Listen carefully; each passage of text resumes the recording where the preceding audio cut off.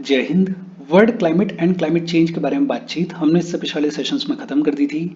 आज के सेशन से हम शुरू कर रहे हैं एक नया चैप्टर, चैप्टर 12। चैप्टर टाइटल्ड है वाटर ओशंस। वाटर की कहानी क्या है उस सब के बारे में इस चैप्टर में हम पढ़ेंगे, बातचीत करेंगे। देखो शुरू करते हैं। बेसिक इंट्रोडक्शन के तौर पर अगर बात करें तो हमें इतना ऑलरेडी पता है कि water is an essential component of all life forms. Earth के ऊपर जितनी भी लाइफ फॉर्म्स देखने को मिलती हैं उनके लिए एयर के बाद अगर कोई सबसे इंपॉर्टेंट कंपोनेंट है तो वो है वाटर। और हमें ये भी पता है कि water is a rare commodity in our solar system. हमारे सोलर सिस्टम में वाटर एक रेयर कमोडिटी है। वाटर बहुत रेयरली देखने को मिलता है। फॉर एग्जाम्पल, सन के ऊपर कोई भी वाटर देखने को नहीं मिलता है। अर्थ के अलावा हमारे सोलर सिस्टम में और कहीं भी कोई भी वाटर देखने को नहीं मिलता है। लेकिन हम फॉर्चुनेट हैं कि अर्थ के ऊपर अबंडेंट सप्लाई ऑफ वाटर देखने को मिलती है। और इसी वजह से अर्थ को क्या बुलाया जाता है? इसी वजह से अर्थ को ब्लू प्लेनेट बुलाया जाता है।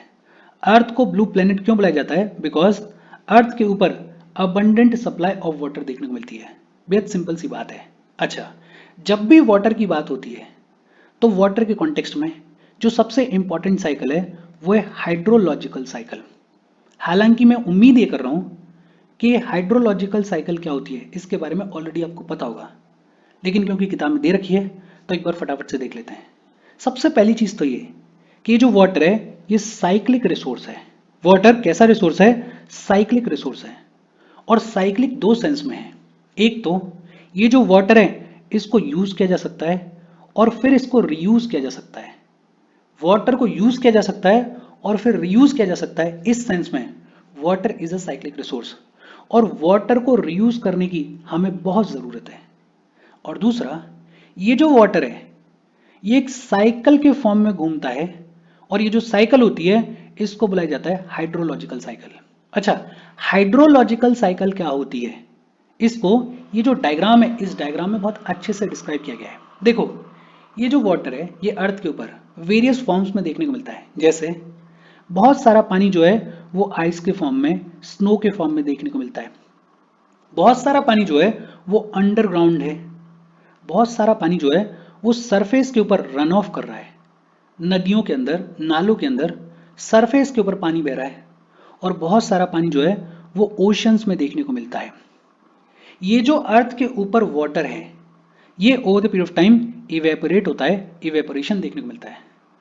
और इवेपोरेशन होने के बाद ये जो वाटर है ये वाटर वेपर के फॉर्म में एटमॉस्फेयर में एग्जिस्ट करता है। ये पानी, ये वाटर वेपर अल्टीमेटली ऊपर की तरफ राइज करता है, कंडेंस होता है और क्लाउड्स फॉर्म होते हैं। और क्लाउड्स फॉर्म होने के बाद अल्टीमेटली प्रेसिपिटेशन देखने को मिलता है और ये जो पानी है ये एक बार फिर से नीचे की तरफ आता है। ये जो पानी है ये इसी तरीके से घूमता रहता है इस अर्थ के हाइड्रोस्फीयर में। और ये जो पानी सर्कुलेट कर रहा है, घूम रहा है, इसी को क्या बुलाते हैं? इसी को हाइड्रोलॉजिकल साइकिल बुलाते हैं।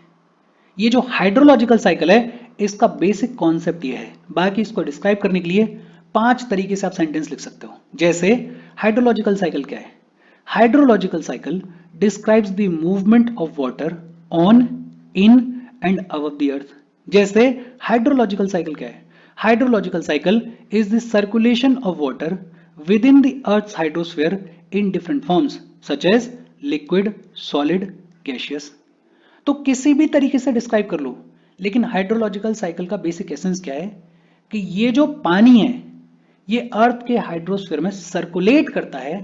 ये जो सर्कुलेशन है इसी को क्या बुलाते हैं? इसी को हाइड्रोलॉजिकल साइकिल बुलाते हैं। और ये जो हाइड्रोलॉजिकल साइकिल है या फिर ये कहें कि ये जो वाटर साइकिल है ये कोई आज की साइकिल नहीं है। ये पिछले कई बिलियंस ऑफ ईयर्स से ऐसे ही देखने को मिलती है। और हमें ये ऑलरेडी पता है कि एयर के बाद water is the most important element for the existence of life on earth. और ये जो वाटर है इसका डिस्ट्रीब्यूशन भी बड़ा ही अनइवन देखने को मिलता है। बहुत सारी लोकेशंस ऐसी हैं जहां पे खूब सारा पानी देखने को मिलता है, लेकिन बहुत सारी लोकेशंस ऐसी भी हैं जहां पे पानी लिमिटेड क्वांटिटी में देखने को मिलता है। बेहद सिंपल सी बात है। होपफुली आपको समझ में आया होगा कि हाइड्रोलॉजिकल साइकिल का मतलब क्या होता है। अच्छा, ये जो हाइड्रोलॉजिकल साइकिल है या फिर ये जो वाटर साइकिल है इसके कंपोनेंट्स क्या हैं और उन कंपोनेंट्स के साथ में कौन कौन सी प्रोसेसेस जुड़ी हुई हैं। बेहद सिंपल सी बात है। देखो, बहुत सारा पानी जो है वो ओशंस के अंदर देखने को मिलता है, और ओशंस में ये जो वाटर होता है इसके साथ में कौन सी प्रोसेसेस देखने को मिलती हैं? इवेपोरेशन देखने को मिलता है, इवेपो ट्रांसपिरेशन देखने को मिलता है, सब्लिमेशन देखने को मिलता है। कोई रॉकेट साइंस नहीं है, सिंपल सी बात है।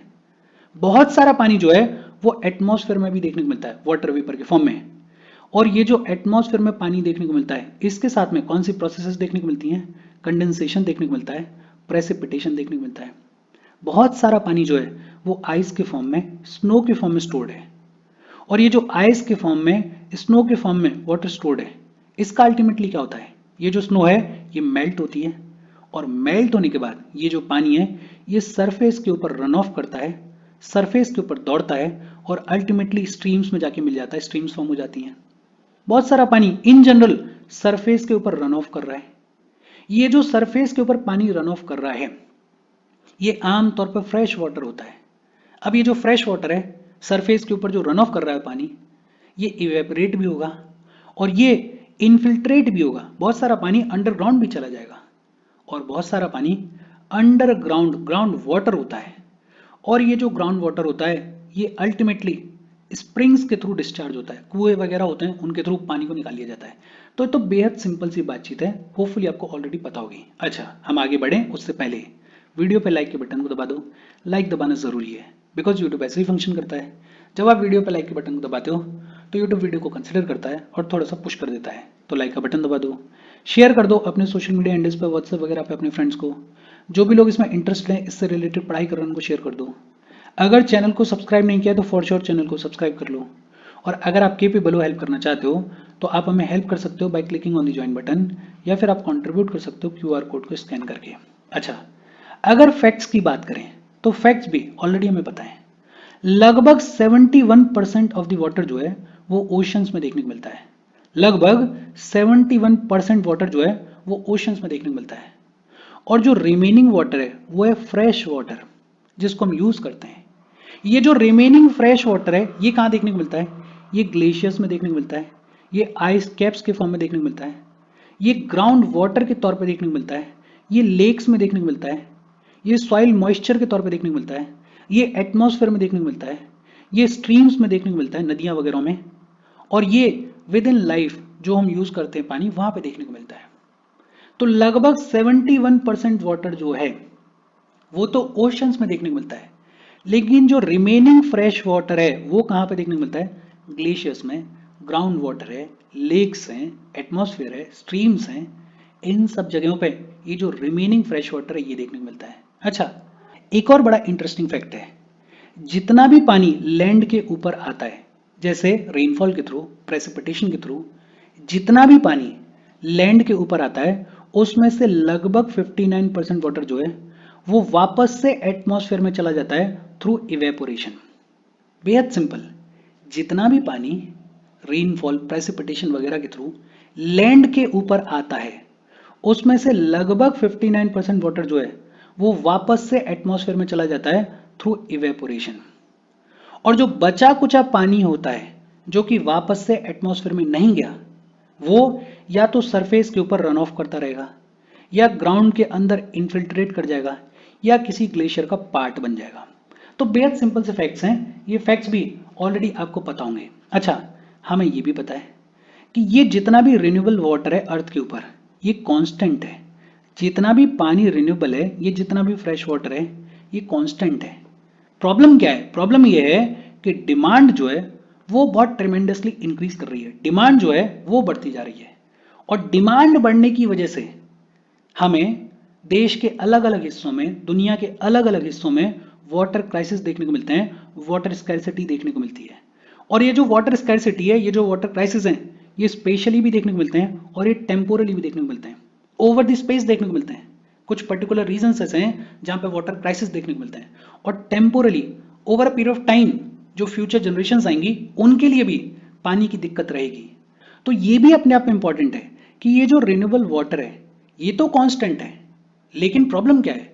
प्रॉब्लम ये है कि जो डिमांड है वो ट्रिमेंडसली इंक्रीज हो रही है, और इसकी वजह से दुनिया भर में वेरियस हिस्सों में वाटर क्राइसिस देखने को मिलते हैं। और ये जो वाटर क्राइसिस हैं ये ओवर द स्पेस भी देखने को मिलते हैं, ये ओवर द टाइम भी देखने को मिलेंगे। और प्रॉब्लम और ज़्यादा इसलिए बढ़ जाती है बिकॉज ये जो रिवर वाटर है, ये जो फ्रेश वाटर है, ये पॉल्यूट भी हो रहा है। और पॉल्यूट होने की वजह से जो वाटर की क्वालिटी है वो क्वालिटी खराब हो रही है। तो ये भी अपने आप में एक इंपॉर्टेंट पॉइंट है। बेहद सिंपल और इजी सी बातचीत है। अच्छा, फिर इसके बाद बात की गई है relief of the ocean floor के बारे में। देखो, ये जो ओशंस आज की डेट में हमें दिखाई देते हैं, ये बेसिकली अर्थ की जो आउटर लेयर है उसमें जो डिप्रेशंस हैं, जो ग्रेट डिप्रेशंस हैं, उनके ऊपर ओशंस बने हुए हैं। बेसिकली वो कह रहा है कि मान लेते हैं कि ये अर्थ का सरफेस है और यहाँ पे कोई बहुत ही लंबा चौड़ा ग्रेट डिप्रेशन क्रिएट हो गया। अब ये जो ग्रेट डिप्रेशन है इसमें पानी भर गया है। इसी डिप्रेशन में ये जो पानी भरा हुआ है इसी को हम क्या बुला रहे हैं? इसी को हम ओशन बुला रहे हैं।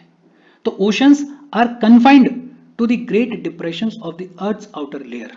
अच्छा, हमें ये पता है कि टोटल कितने ओशंस हैं? 5 ओशंस हैं।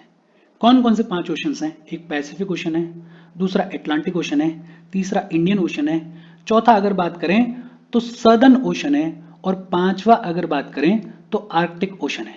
तो ये 5 ओशंस देखने को मिलते हैं। और ये जो ओशंस हैं ये ऐसा नहीं है कि ये फीचरलेस हैं।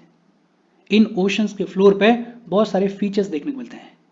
ज्यादातर जो ओशन फ्लोर देखने को मिलता है उसका major portion between 3 to 6 kilometre below the sea level देखने को मिलता है। सी लेवल से लगभग 3 से 6 किलोमीटर के बीच में ओशन फ्लोर देखने को मिलता है आमतौर पे। और ये जो ओशन फ्लोर होता है इसके ऊपर बड़े ही कॉम्प्लेक्स और वेरिड फीचर्स देखने को मिलते हैं। जैसे ये जो ओशन के फ्लोर्स होते हैं इनके ऊपर मिड ओशनिक रिजेस देखने को मिलती हैं, वर्ल्ड के लार्जेस्ट माउंटेन रेंजेस देखने को मिलते हैं, ट्रेंचेस देखने को मिलती हैं, लार्जेस्ट प्लेन्स देखने को मिलते हैं। तो ये जो ओशन फ्लोर्स हैं ये ऐसा नहीं है कि फीचरलेस हैं, इनके ऊपर खूब सारे कॉम्प्लेक्स और वेरिड फीचर्स देखने को मिलते हैं। और ये जो ओशन फ्लोर के ऊपर फीचर्स फॉर्म होते हैं ये फॉर्म होते हैं बिकॉज ऑफ वेरियस फैक्टर्स, जैसे टेक्टोनिक फैक्टर्स हैं, जैसे वोल्केनिक फैक्टर्स हैं, जैसे डिपोजिशनल प्रोसेसेस हैं। इन सभी चीजों के बारे में डिटेल में हम पढ़ेंगे आगे चलते हुए। फिलहाल के लिए एक तरीके से हमने बेसिक इंट्रोडक्शन के तौर पर बात की है। ये जितना भी हमने पढ़ा है इसमें कुछ भी ऐसा नहीं है जो कि ऑलरेडी आपको पता ना हो। बेहद सिंपल और इजी सी बातचीत है। एक तो हमने बात की हाइड्रोलॉजिकल साइकिल के बारे में, और ये जो हाइड्रोलॉजिकल साइकिल है इसको 6 क्लास से आप पढ़ते आ रहे हो तो इसमें कुछ नया नहीं है। बाकी हमने कुछ फैक्ट्स के बारे में बात की। ये जो फैक्ट्स हैं ये भी आम तौर पे हम पढ़ते ही रहते हैं। और फिर हमने बात की relief of the ocean floor के बारे में। और relief of the ocean floor में हमने ऐसा कुछ पढ़ा ही नहीं है, बस बात की है कि 5 ओशंस हैं, इन 5 ओशंस के बारे में आपको ऑलरेडी पता है। और दूसरा हमने बात की कि ये जो ओशन फ्लोर होता है ये फीचरलेस नहीं होता, इस पे बहुत सारे कॉम्प्लेक्स और वेरिड फीचर्स देखने को मिलते हैं। आज की बातचीत हम यहीं पे खत्म कर रहे हैं। कोई डाउट हो तो कमेंट करके पूछ लेना। Thank you very much.